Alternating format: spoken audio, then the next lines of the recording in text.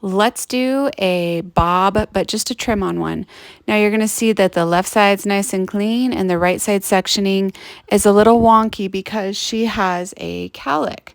Make sure you have them look down, and you're gonna see I kind of struggle back and forth with getting this trim done. I like to use my comb because it keeps a consistent pressure on the hair and tension, and my cape keeps bucking up on me, and so I'm pushing down on that hair, pushing on the cape to make sure I don't get any elevation, and I am literally just hating it. So now I'm just holding it down. I'm blocking you guys' view, but you have to sometimes just put that pressure on, hold it down. Don't use your fingers and create elevation, pressing it against her back, coming in at the other side and getting that nice clean line. And then I'm just going to do sections on the right side first, and it's just the way I cut. I prefer to cut the perimeter and then I cut from right to left. I feel like it sets like a really strong perimeter line for me. Once again, it's trying to buck out, and this was an A line originally, so we're just cutting off that excess on that length that she had towards the front, pushing, combing, keeping that tension nice and tight, and cutting blunt along the perimeter. Do the exact same thing on the left side. I don't need to bore you guys, so we're going to speed it up. And then after I go through and I cut the left side, what I'm going to do is I will have her look over her left shoulder and her right shoulder.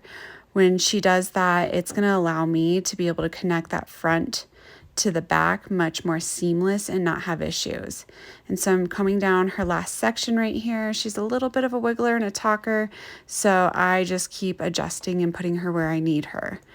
And we're just going to come through, finish point cutting off that left side, that excess. I want it blunt, but I want some softness, so I'm doing a light point cut for the last top sections of her back perimeter, coming through, making sure that corner stays nice and at the right elevation. Now I'm up and then over, adjusting here, and then I'm going to be connecting that back to the front, and you can see how much easier it is to go right there, follow that guide, and cut all the way forward, keeping it nice and clean. And once again, I'm creating an A-line for her. So I'm wanting to over direct that hair from the front to the back because it's going to maintain that length when you over direct it. I'm going to have her do the same thing on the right side. She's going to look over her right shoulder, comb everything down, and then I'm going to take that front and then I'm going to connect it to the back, eyeballing it, combing it down, and rechecking for any scragglers.